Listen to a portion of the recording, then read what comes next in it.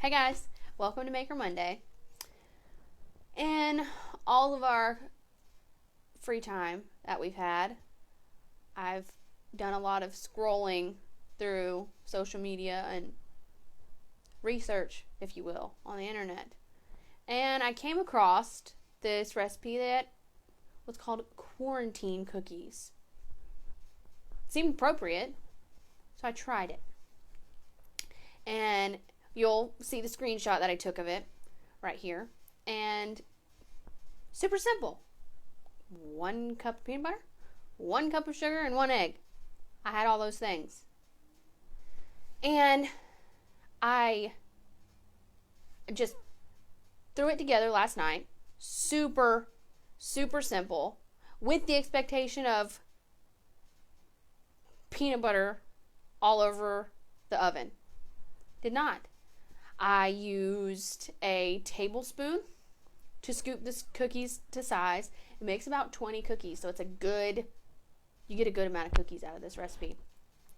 They were not super hard, like crunchy hard. They were nice, soft peanut butter cookies.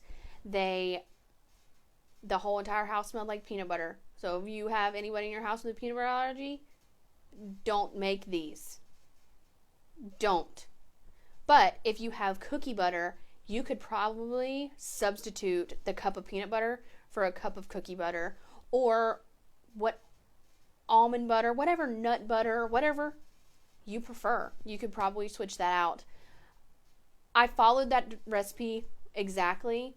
After making them, when I make them again, I will probably add like a teaspoon of vanilla or a teaspoon of almond extract. I like almond extract in my cookies. Or chocolate chips or walnuts. You can add whatever you want into them, and they bake very well. It says 10 to 12 minutes. I just did the middle and did 11, and they turned out wonderful. I did spray the baking pan prior to putting the cookies on there. I know peanut butter has a lot of oil in it, so I didn't think they would stick, but I heated on the side of caution. So the cleanup was easy, the baking was easy, and they taste like peanut butter cookies. So I hope you guys get to make these. If you make any substitutions, please drop it in the comments so we can see what you substituted for. And I hope you like them. See you guys next Monday. Bye.